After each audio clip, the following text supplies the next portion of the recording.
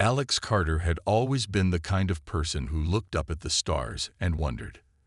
Every night, after finishing his work as a high school science teacher in a small Ohio town, he would climb up to the roof of his modest home. There, under the vast sky, he would set up his homemade radio telescope, a jumble of wires, metal parts, and borrowed equipment that looked more like a science project than a serious tool for discovery. But Alex didn't care how it looked.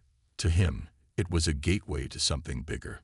On this particular evening, the air was cool and crisp, carrying the faint smell of autumn leaves. Alex adjusted the dials on his device, listening intently through his headphones. Static crackled in bursts, punctuated by the occasional blip of interference. He had spent countless nights scanning the skies without finding anything unusual. Most people would have given up by now, but Alex wasn't most people. He believed that if you looked hard enough, you might just find something extraordinary. And then it happened. At first, it sounded like nothing more than another burst of static. But as Alex fine-tuned the frequency, the noise began to take shape. It wasn't random.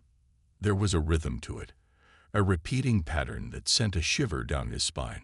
His heart raced as he scribbled down notes, trying to make sense of what he was hearing. The signal wasn't coming from Earth. It was too consistent, too deliberate. Someone, or something, was sending it. For hours, Alex stayed glued to his equipment, recording every detail. By morning, exhaustion tugged at his eyelids, but his mind buzzed with excitement. Unable to keep this discovery to himself, he called Emma Lewis, his closest friend and confidant. Emma worked at a tech startup in town, where she designed software for drones. She was practical and level-headed, the perfect counterbalance to Alex's dreamy idealism. "What is it this time, Alex?" Emma asked when she arrived at his house later that day. Her tone was teasing, but her eyes sparkled with curiosity. Over the years, she had grown used to Alex's wild ideas, though none had ever amounted to much, until now. "I think I found something," Alex said, pulling her toward the cluttered table where his telescope sat. He played back the recording, pointing out the patterns hidden within the static. Emma listened carefully, her brow furrowing as she processed the implications. This doesn't sound natural," she said finally. "It's almost like Morse code or some kind of alien language." Together, they spent the next few days analyzing the signal. Using Emma's programming skills, they managed to decode fragments of what appeared to be coordinates. The numbers pointed to a location deep in space, far beyond anything humanity had ever explored. As they pieced together the information, a mix of awe and unease settled over them. What did it mean? Who, or what, had sent it? Neither of them realized that their discovery would soon attract attention far beyond their quiet little town. For now, all they could do was marvel at the possibility that they might not be alone in the universe. It didn't take long for Alex and Emma's discovery to attract more attention than they had anticipated. One evening, as they were huddled over their notes in Alex's cluttered living room, there was a sharp knock at the door. Startled, Alex glanced at Emma before getting up to answer it. Standing outside were two men in dark suits, their expressions unreadable. Behind them was a sleek black car parked on the curb. "Mr. Carter," one of the men asked. His voice was calm but firm. "We're with the Department of Defense. We need to speak with you about your recent findings." Alex hesitated, his mind racing. How did they know? He glanced back at Emma, who looked just as alarmed. Reluctantly, he stepped aside to let them in. The men introduced themselves as Agents Miller and Grayson. They wasted no time explaining that government satellites had picked up unusual activity linked to Alex's equipment. Someone had flagged his signal detection, and now they wanted answers. For hours, the agents questioned Alex and Emma, poring over their recordings and calculations. At first, Alex felt defensive. This was his discovery, after all. But as the conversation went on, he realized these people weren't there to shut him down. If anything, they seemed genuinely interested. Agent Miller explained that similar signals had been detected by observatories around the world, though none had managed to decode them like Alex and Emma had. This wasn't just some local curiosity. It was a global event. The agents offered Alex and Emma a chance to join a classified program investigating the signal further. Though hesitant at first, the two friends couldn't resist the opportunity. Within days, they were flown to a remote facility nestled deep in the Nevada desert. The base was buzzing with activity, filled with scientists, engineers, and military personnel from across the country. It was clear that this was no ordinary mission. Colonel Ryan Mitchell, the man leading the operation, greeted them personally. A tall, broad-shouldered man with graying hair and piercing blue eyes, he exuded authority. He explained that the coordinates decoded from the signal pointed to a region near Proxima Centauri, the closest star system to Earth. While humanity had dreamed of reaching the stars for centuries, this was the first concrete evidence suggesting someone, or something, might be waiting out there. "We've assembled a team to prepare for an interstellar mission," Colonel Mitchell said, gesturing to a group of individuals gathered nearby. Among them were Chris Harper, a skilled pilot with years of experience flying experimental aircraft; Laura Kim, a biologist known for her groundbreaking research on extremophiles; and Daniel Brooks, an engineer capable of building machines out of scraps if needed. Each member brought unique expertise to the table, and Alex and Emma quickly realized they were part of something monumental. But not everyone shared their enthusiasm. News of the signal leaked to the public, sparking debates worldwide. Some celebrated the possibility of alien contact, while others feared what such an encounter might mean. Governments argued over who should control the mission, and protests erupted in major cities.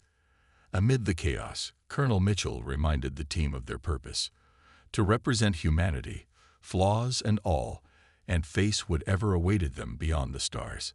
As plans for the mission progressed, Alex found himself lying awake at night, staring at the ceiling. Was he ready for this? Could humanity handle what lay ahead? Beside him, Emma wrestled with her own doubts but remained steadfast in her belief that they had to try. No matter what happened, history was being written, and they were right at the center of it. Months passed in a blur of preparation. The team worked tirelessly to get the Odyssey 1 ready for its journey into the unknown. Built in secret at the Nevada facility, the ship was a marvel of human engineering, a sleek, silver vessel designed to withstand the harsh conditions of deep space. Its engines hummed with power, and its walls were lined with advanced technology that could sustain life for years.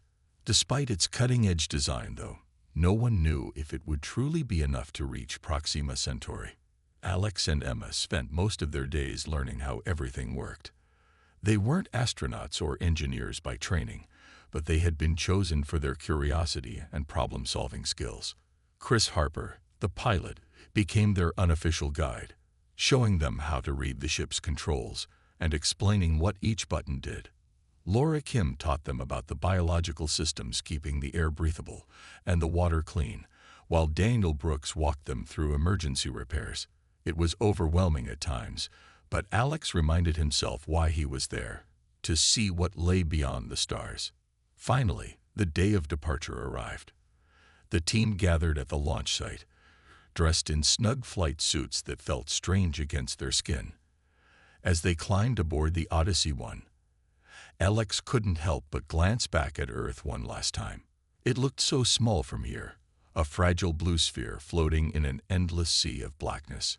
He wondered if he'd ever see it again. The launch was smoother than Alex expected.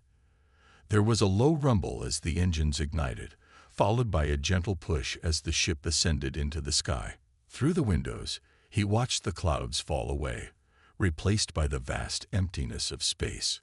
For the first time in his life, Alex felt truly weightless, not just physically, but emotionally. Out here, far from Earth's problems, anything seemed possible.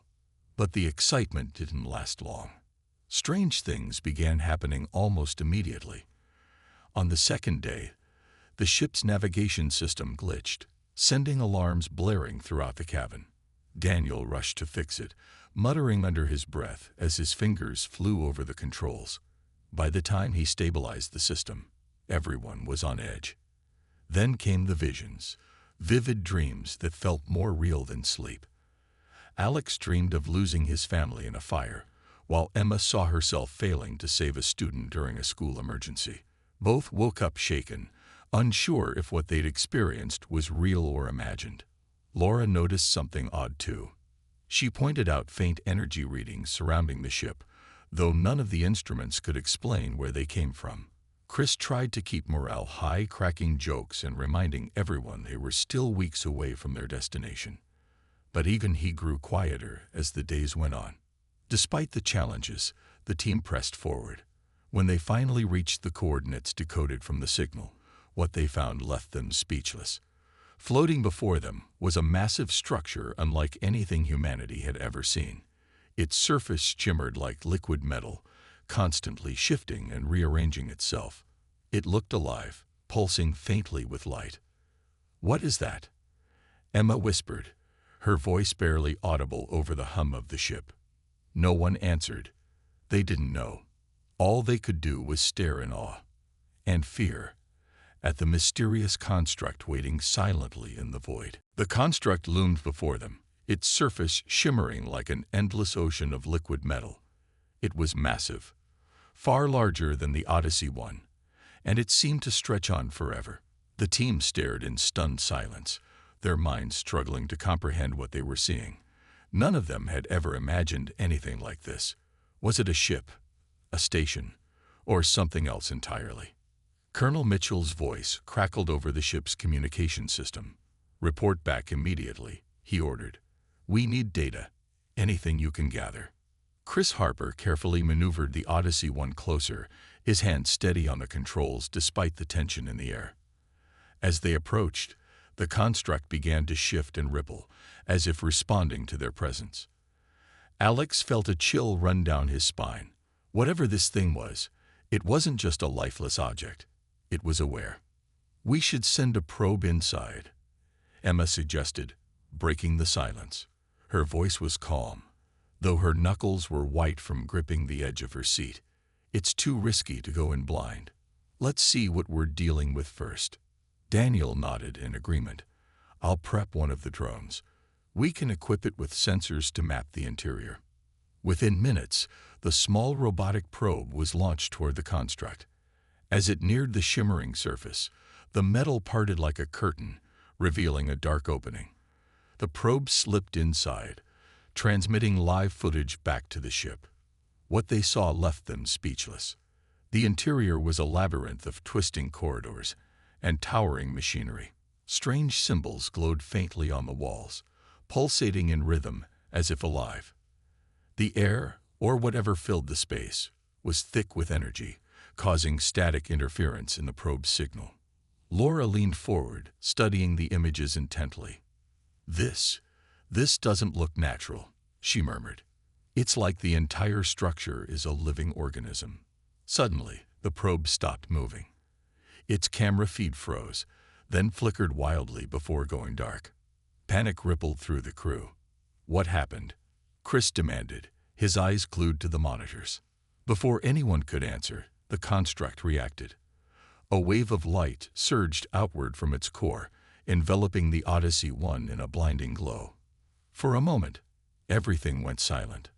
The hum of the engines, the beeping of instruments, even the sound of their own breathing. Then, just as suddenly as it had begun, the light faded, leaving the ship intact but surrounded by a pulsating field of energy. "What was that?" Emma asked, her voice trembling. No one had an answer. Alex stared at the construct, his mind racing. "It's testing us," he said finally. "Whatever this thing is, it's not attacking. It's observing." Laura nodded slowly. "If that's true, then we need to figure out how to communicate with it. But how do you talk to something that might not even think the way we do?" The team worked together, brainstorming ideas. Daniel suggested using the ship's communication array to broadcast simple mathematical patterns, a universal language, he argued. Emma proposed sending visual signals, like flashing lights or geometric shapes. Meanwhile, Chris kept the ship steady, his focus unwavering despite the growing tension. Hours passed with no response. Just as frustration began to set in, the construct shifted again. This time, the glowing symbols on its surface brightened, forming intricate patterns that pulsed in sync with the ship's systems. It was as if the construct was trying to mimic them, learning their language. "We're getting somewhere," Alex said, his voice filled with cautious hope. "It's responding." But the real challenge lay ahead. The construct hadn't granted them access yet. If they wanted to understand its purpose and prove humanity's worth, they would have to find a way to earn its trust. And none of them knew exactly how to do that. The construct's response was both fascinating and terrifying. Its glowing symbols continued to pulse in sync with the Odyssey 1's systems, creating a strange harmony between the ship and the alien structure. But as the crew watched, something unexpected happened. The energy field surrounding them began to shift, enveloping the ship in waves of light that seemed to seep through the walls. Before anyone could react, each member of the team was pulled into a vivid, dreamlike vision. For Alex, the experience was overwhelming. He found himself standing in his childhood home, surrounded by flames. His parents called out to him from upstairs, their voices filled with panic. No matter how hard he tried, he couldn't reach them. The heat grew unbearable, and he collapsed to his knees, tears streaming down his face. It felt so real, too real. Just as despair threatened to consume him, the scene dissolved, leaving him back on the ship, gasping for air. Emma's vision was no less intense. She stood in her classroom, staring at a young boy trapped under a fallen bookshelf during an earthquake. She screamed for help, but no one came. Her hands trembled as she tried to lift the heavy shelf, but it wouldn't budge. The boy looked up at her with wide, frightened eyes before everything went black. When she snapped back to reality, her heart was pounding, and her palms were slick with sweat. Laura saw herself stranded in a barren wasteland, searching desperately for water. Daniel relived a moment from his past when he failed to save a friend during a dangerous repair job. Even Chris, who always seemed unshakable, experienced a haunting memory of crashing a test plane and surviving only by sheer luck. Each vision tapped into their deepest fears and regrets, forcing them to confront emotions they had long buried. At first, the crew thought they were under attack. "What is this thing doing to us?" Chris shouted, gripping the edge of his seat. His usual confidence was gone, replaced by raw fear. But as the visions faded, Alex noticed something odd. Despite the pain and fear, there was also clarity. The construct wasn't just showing them their worst moments, it was revealing their strengths. In every vision, they had fought to survive, to protect others, to overcome. Slowly, it dawned on him. The construct wasn't punishing them. It was testing them. "It's not trying to hurt us," Alex said, his voice shaking but determined. "It's learning about us, about humanity." Emma nodded slowly, her breathing still uneven. "It's seeing who we are, our fears, our struggles, our resilience." With this realization, the crew began to work together more deliberately. They shared their experiences, piecing together what the construct might be looking for. Laura suggested focusing on their ability to adapt and cooperate, qualities that defined humanity's survival throughout history. Daniel rigged the ship's systems to broadcast signals representing teamwork, patterns that showed unity, balance, and collaboration. Emma worked with Alex to create visual displays using the ship's external lights, forming shapes that symbolized connection and growth. Hours passed, and just when hope began to fade, the construct responded. The pulsating energy field around the ship softened, its light growing warmer and more inviting. The shimmering surface parted once again, revealing a new path deeper inside. This time, there was no hesitation. The crew knew they had passed the test, or at least earned the chance to move forward. As they guided the Odyssey 1 into the heart of the construct, Alex felt a mix of awe and dread. What awaited them next? Would the beings behind this mysterious structure see humanity as worthy, or as a threat? All they could do now was trust in their instincts and hold on to the fragile hope that they represented the best of their species. Deep within the construct, the Odyssey One came to a stop in a vast chamber that seemed impossibly large. The walls shimmered with light, casting an otherworldly glow over everything. In the center of the room stood a group of towering figures, ancient beings whose forms shifted and changed like liquid metal. They radiated power and wisdom, their presence both awe-inspiring and intimidating. "These must be the ones behind the signal," Emma whispered, her voice barely audible over the hum of energy filling the chamber. The beings, who called themselves the Veilith, communicated not with words, but through thoughts projected directly into the minds of the crew. Their message was clear. They were guardians of the galaxy, tasked with monitoring emerging civilizations to ensure they posed no threat to the cosmos. Humanity's rapid technological advancements had caught their attention, prompting them to send the signal. Now, they wanted answers. "You are young, fragile, and volatile," one of the Veilith said, its voice resonating deep within their minds. "Your history is marked by violence, greed, and destruction. Why should we allow you to continue?" Alex swallowed hard, his heart racing. He glanced at his teammates, each of whom looked as uneasy as he felt. This was it, the moment that would decide humanity's fate.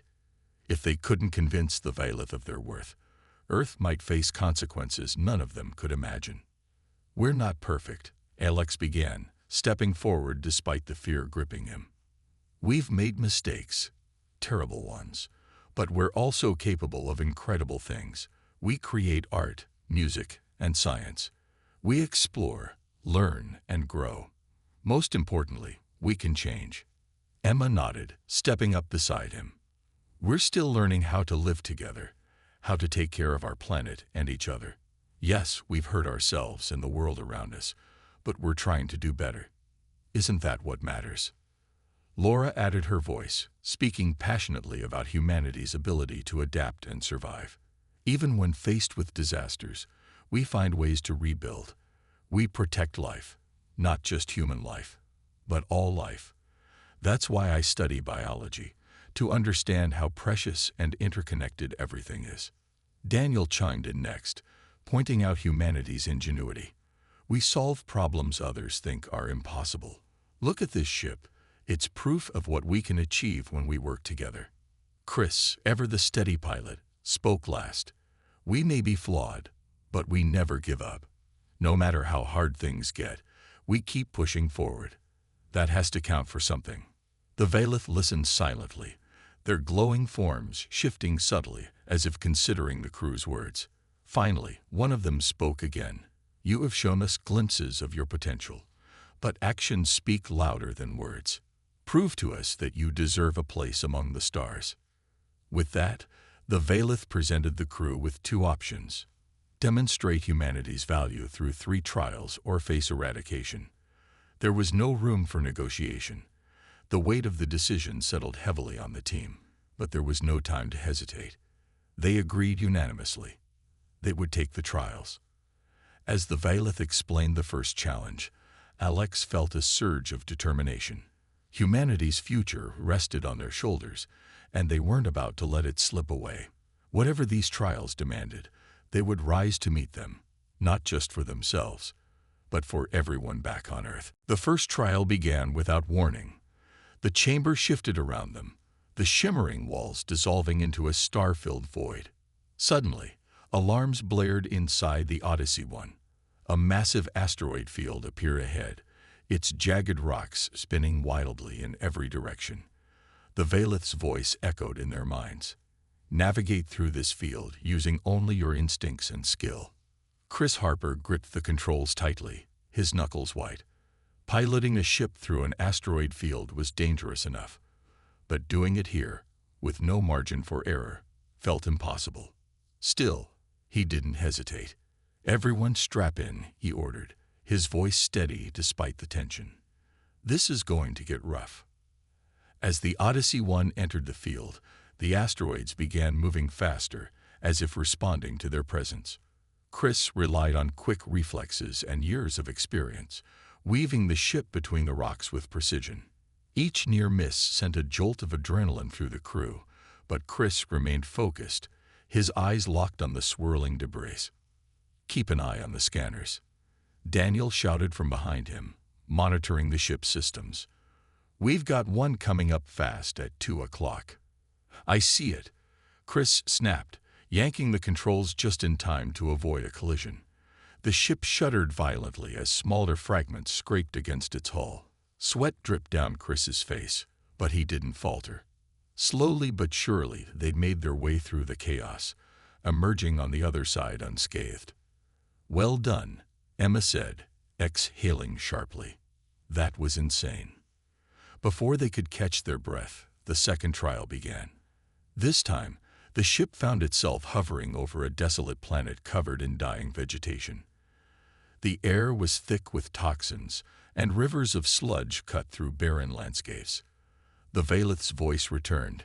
"Restore life to this world." Laura Kim stepped forward immediately, her mind racing. She studied the readings from the ship's sensors, analyzing the planet's atmosphere and soil composition. "If we can neutralize the toxins and introduce microbial life, we might be able to jumpstart the ecosystem," she explained. Working together, Laura and Daniel devised a solution. Using the ship's resources, they created a mixture of bacteria and nutrients designed to break down the toxins and enrich the soil. With Alex and Emma's help, they deployed drones to spread the mixture across the surface. Hours passed as they monitored the results, holding their breath. Finally, tiny green shoots began to sprout from the ground, followed by patches of vibrant moss spreading across the once dead land. "We did it," Laura whispered, tears welling up in her eyes. "It's working." For the third trial, the crew faced their greatest challenge yet. They were transported to a dark room filled with floating symbols that glowed faintly in the air. The Valeth's instructions were simple but daunting. "Solve this puzzle together." Alex and Emma took the lead, studying the symbols carefully. Each one represented a concept, some familiar, others completely alien. Working side by side, they deciphered patterns and connections, piecing together the meaning behind the glowing shapes. Meanwhile, Chris, Laura, and Daniel supported them, offering insights and suggestions whenever they hit a roadblock. Time seemed to stretch endlessly as they worked, but eventually, the symbols aligned, forming a cohesive message. A bright light filled the room, signaling their success. For a moment, there was silence. Then the Valeth spoke again. "You have shown ingenuity, resilience, and cooperation, but your history remains a concern. Prove yourselves further, or face judgment." Though they had completed the trials, the crew knew the hardest part was still ahead. The Valeth's words hung heavy in the air. Though the crew had passed the trials, it wasn't enough to fully convince the ancient beings. Alex clenched his fists, frustration bubbling inside him. Humanity had shown its potential, its creativity, resilience, and ability to work together. But the Valeth still doubted. He knew they needed something more, something that would truly demonstrate what made humanity unique. "What else can we do?" Emma asked, her voice tinged with desperation. "We've proven we can adapt, solve problems, and even heal a dying world. What more do they want?" Alex thought for a moment, his mind racing. Then it hit him. "Stories," he said suddenly, turning to face the others. "They need to see who we really are, not just our actions, but our hearts. We have to show them the best of humanity." Emma's eyes widened as she understood what he meant. "You're talking about sharing everything. Our art, our history, our struggles." "Yes," Alex replied firmly. "Not just the bad parts, the good ones too. The things that make us human. Love, kindness, hope, all of it." The crew quickly got to work. Using the construct's advanced technology, they began broadcasting images, sounds, and messages back to Earth. asking for contributions from people all over the world. Within hours, responses poured in. Photos of families, videos of musicians playing instruments, recordings of laughter, speeches about peace, and stories of ordinary people doing extraordinary things. There were paintings, poems, dances, and moments of quiet connection captured on camera. It was a mosaic of humanity, raw and unfiltered. As the data streamed into the construct, Alex and Emma stood before the Veilith, explaining the significance of each piece. They showed footage of communities coming together after disasters, scientists working tirelessly to cure diseases, and activists fighting for justice. They highlighted acts of compassion, a stranger helping someone cross the street, a teacher inspiring a struggling student, a family welcoming a new baby into the world. "This is who we are," Alex said, his voice steady despite the weight of the moment. "Yes, we make mistakes. Yes, we hurt each other sometimes. But we also create beauty. We dream. We care. And when we fall, we get back up. That's what makes us strong." Emma added, "We're not perfect, but we're trying. Every day, millions of people wake up and choose to do better. For themselves, for others, for the future. Isn't that worth saving?" For a long while, the Veilith were silent. Their glowing forms shifted subtly, as if processing everything they had seen and heard. Finally, one of them spoke, its voice resonating deeply in their minds. "Your species is contradictory, capable of great destruction, yet equally capable of profound growth. You have shown us glimpses of your potential, but trust must be earned over time." The crew held their breath, waiting for the verdict. "You will be given a chance," the Veilith continued, "but under strict conditions. You must abandon war, prioritize sustainability, and embrace unity. If you fail to uphold these principles, we will intervene. Do you accept?" Without hesitation, Alex nodded. "We accept." A wave of relief washed over the team. They had done it. They had convinced the Veilith to give humanity another chance. But as they prepared to leave the construct, Alex couldn't shake the feeling that the real challenge was only beginning. Back on Earth, convincing billions of people to change wouldn't be easy. Still, he believed in the message they had shared. Humanity wasn't defined by its flaws. It was defined by its ability to rise above them. When the Odyssey 1 returned to Earth, the crew was greeted as heroes. News of their mission and the Veilith's demands spread quickly, sparking both hope and resistance across the globe. Alex and Emma became the faces of humanity's new chapter, traveling the world to share their story and rally people around the Veilith's conditions. It wasn't an easy task. Change never was. But they were determined to make it work. At first, skepticism ruled the day. Powerful nations resisted giving up their weapons, corporations fought against stricter environmental regulations, and ordinary citizens worried about how such drastic changes would affect their lives. Protests erupted in cities worldwide, with some chanting slogans like "Freedom over fear," while others held signs reading "Save our future." The division was palpable, and it seemed impossible to unite humanity under one vision. But amidst the chaos, something remarkable began to happen. Small acts of courage and cooperation started to ripple outward. In one country, farmers adopted sustainable practices after seeing how they could improve soil health and increase yields. In another, rival leaders sat down together for the first time in years, inspired by the idea that peace might be possible.